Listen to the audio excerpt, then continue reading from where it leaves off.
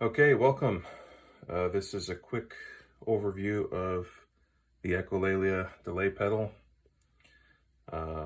Just going to run through some of the basic functions of it and some of the hidden functions. You're going to be able to figure out the surface level controls pretty quickly.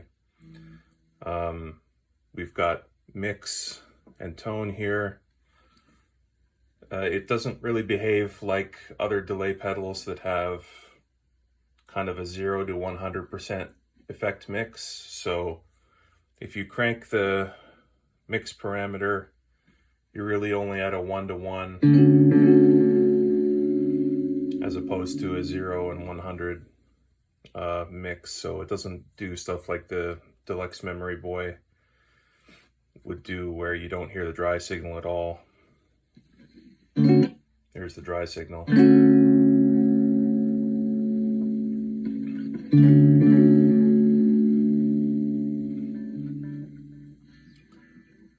So the modulation section is over here at the left.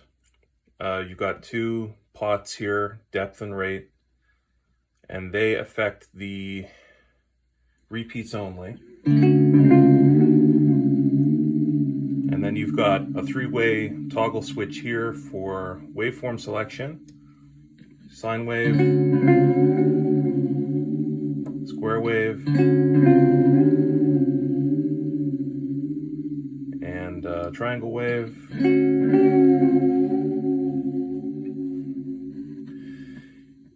There are 6 waveforms that you can select from. So the white ones here on the right are just selectable just by grabbing the toggle. And if you want to get into the other 3 that are over here on the left, all you have to do is hold down the tap switch and then move the toggle up or down, and then you're into the sawtooth. And I guess this is reverse sawtooth. And up here is random.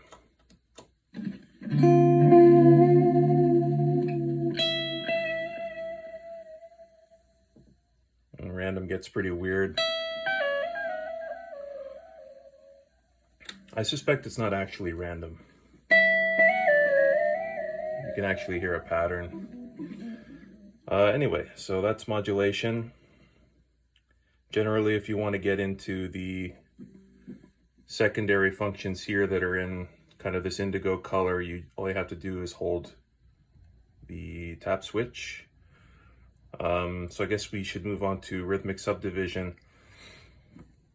The rhythmic subdivision switch only works if you have a tap tempo put in here. So if at any time, let's just say that you've got a tap tempo going, and down here is a quarter note.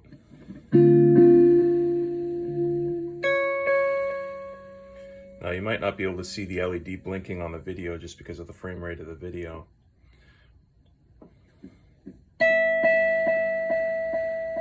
I calibrated this thing when I first built it, and the calibration is not an exact science. It's, I think there might be a slight delay between what the LED is doing and what the actual repeat circuit is doing. But for the most part, it's pretty accurate. So you've got here in white, you've got quarter note, dotted eighth, eighth note. And again, if you hold the tap switch and go down here, we've got triplet,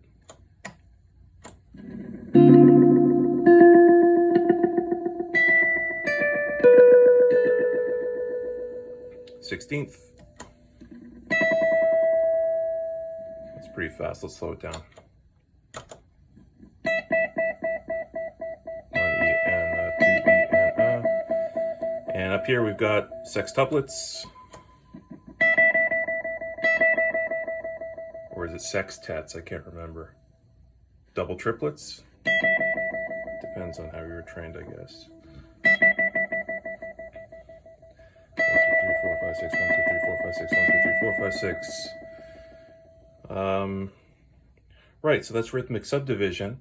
Again, rhythmic subdivision only works if you have a tap tempo input through the switch here. If you grab the time pot, you'll notice that when you have a tap tempo put in here, you'll see the LED blinking to the tempo. I'll just put it back to the quarter note so it makes sense. Now, if you grab the time pot, you'll notice that the tempo LED goes solid. So if your tempo LED is solid, it means that the last parameter you touched was the time pot.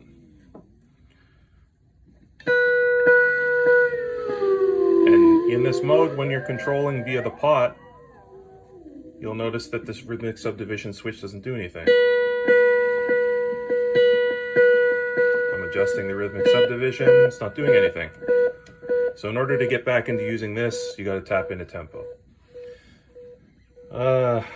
Let's see, so these top controls are going to be pretty self-explanatory. The tails function is interesting in that if you have the tails set to on, which is the up position, you can play something and then turn the bypass off, or bypass on, I guess. And it'll just keep repeating. If you've got the repeat parameter set pretty high, it's going to keep feeding back and it'll run away into self-oscillation.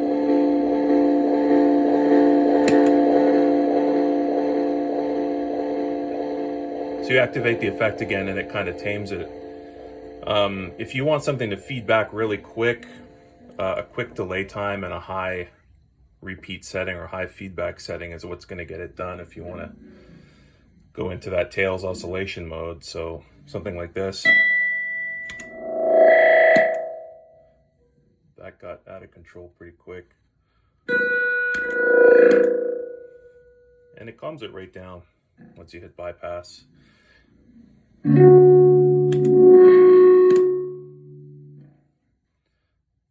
Let's try it with a slightly longer delay.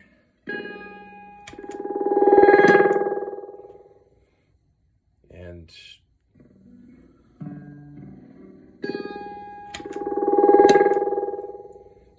if you do this, you can completely cut it off if you hit the tails switch. And it's gone. Right now I just got a dry signal because tails is off and the effect is bypassed. If I go and turn tails back on, it's still repeating inside. It's just it's not passing a signal to the amp. So let's see what happens once I do this. Ooh, yeah. So just be aware of that in case you ever try to do that on stage. If you bypass it, or excuse me, if you turn the effect back on, it settles down the repeat pretty quick. And then you can go back to tails on mode again. And you've got a kind of a properly behaving effect again. Anyway, yeah, so expression mode, we've got a 1/4 inch TRS cable here. It's a stereo cable that connects to a passive expression pedal. It's basically just a pot and a jack. And it behaves just like these two pots here. You can either control time, delay time, or repeat. And you can select which parameter right here under expression mode. Just a quick note about the graphic. I've got time here on the left and repeat here on the right. Originally I was going to make it a toggle switch that went from left to right, but I had to redesign it. So instead, the toggle switch goes from up to down. In the up position, the expression pedal controls time.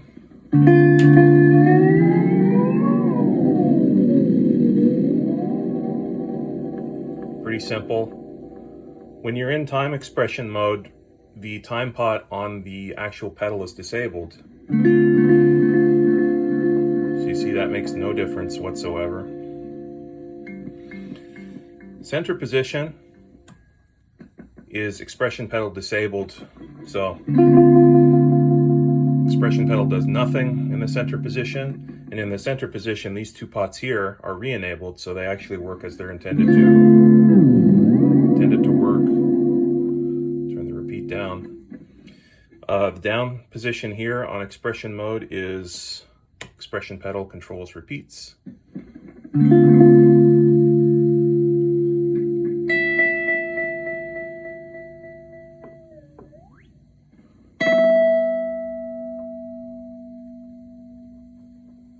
I turn it down, it's gone.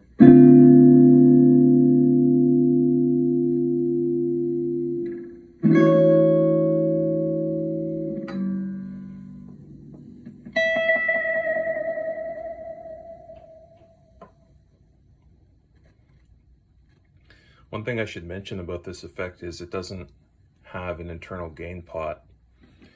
Some delay pedals do have a gain circuit for the repeats. This one doesn't. So it has a tone circuit, which is good. But if you want to give it a really hairy signal, you're going to have to put it through a dirt pedal beforehand, you know, which is not a big deal.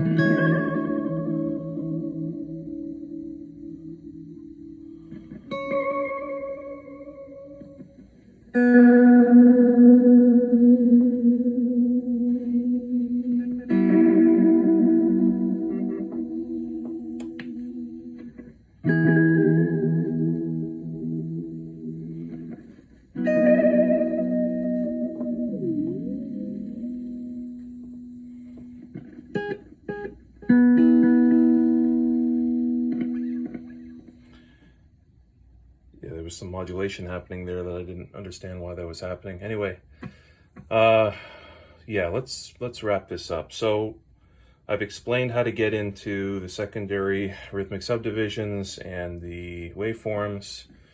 Lastly, we're just going to go to the hidden function of the tap hold switch. This pedal has a secondary mode called clean mode, where the max delay time goes down to 600 milliseconds from 900, and the delays sound a little bit cleaner.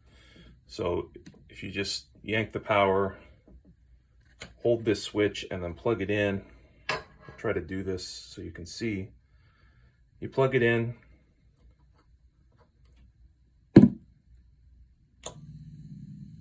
that LED flashed once.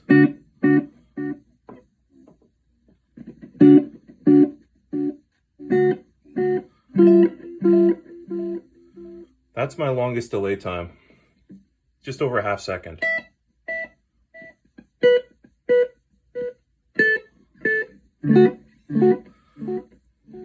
Okay, now if I want to switch it back, I have to do the same thing. I have to power cycle it, yank the power, hold down the tap switch, plug it back in, it'll flash once, and then I'll let my finger off the switch. And now, with the delay time maxed out, I should be closer to a second again. Yeah, see, that's a lot longer. And I'm just filming this on my phone, so you're not really going to be able to hear the highest fidelity signal coming out of this thing. Just got my amp near the phone, but there is a little bit more noise and artifacting on the repeat. I would just describe it as kind of a sandy sound, the lo-fi sound on this effect. It's kind of similar to a Memory Boy, but it's not the same. The Memory Boy is a bit darker. This is a very kind of trebly sounding repeat, and obviously you can adjust the tone if you want it darker sounding.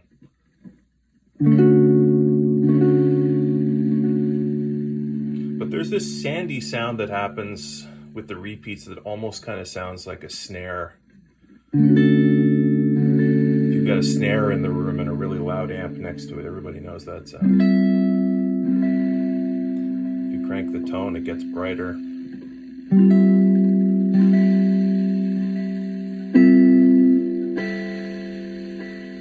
So who knows? Maybe it's not high fidelity enough for recording, or maybe you want that sound. It definitely has its own character, that's for sure. One thing it does not do is super clean, glassy, digital delay sounds. This pedal does not do that. The last function that I want to go over is perhaps the most complicated and least user-friendly function, and that is the save and recall tap tempo. And it's so complicated that I had to have the instructions printed out here in front of me to go over it. So in order to do this, you have to be in tap tempo mode, which means that you have to dial something in.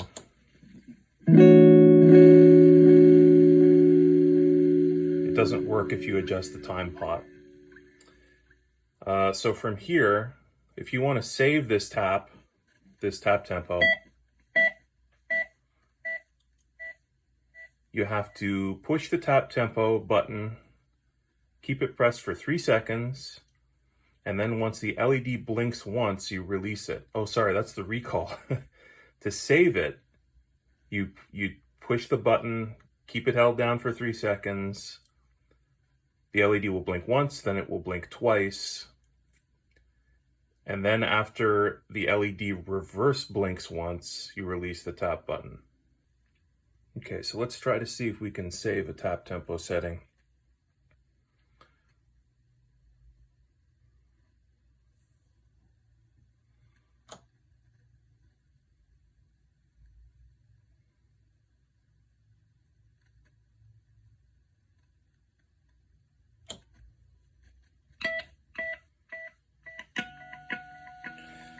So that should have saved.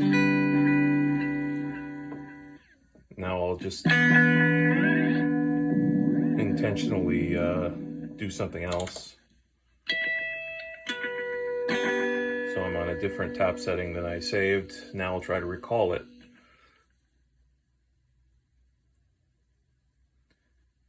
So to recall is much easier. You just press and hold, and if it blinks once, you let it go.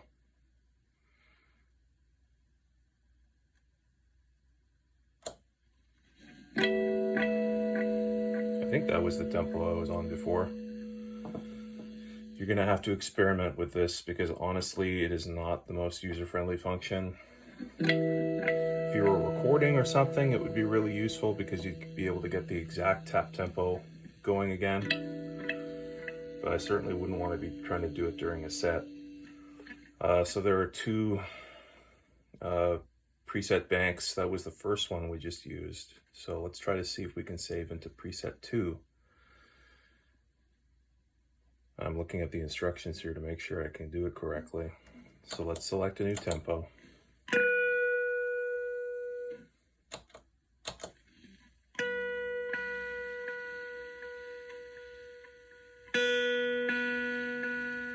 Pretty slow. So for saving for preset bank 2, it's going to blink once, blink twice, then reverse blink once and reverse blink twice.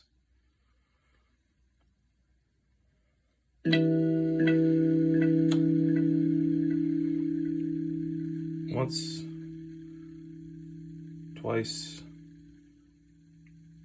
reverse blink,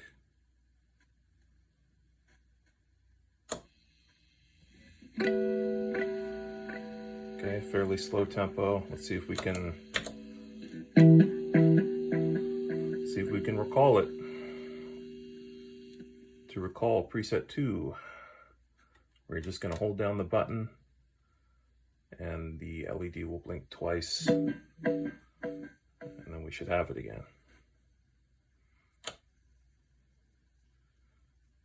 Once,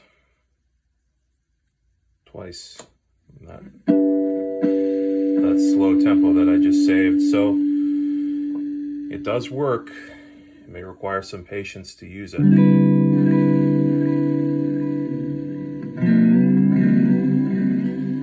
Anyway, I think that's pretty much it. Hope you have as much fun playing with it as I had building it. And if you have any questions, let me know. I'm going to print out these instructions and put them in the box so that you can read them and refer to them. One other thing that I want to mention is this pedal, the effect circuit, was designed by a nice guy named Antoine from France. He runs a company called Electric Canary. He doesn't have a lot of DIY kits available, but he's a talented engineer, and I think he built a great effect. The customization that I did was basically just putting the control layout along the top here and adding the expression pedal input and the expression mode control. So those were my contributions to this pedal. Yeah, so that's it. Let me know if you have any questions.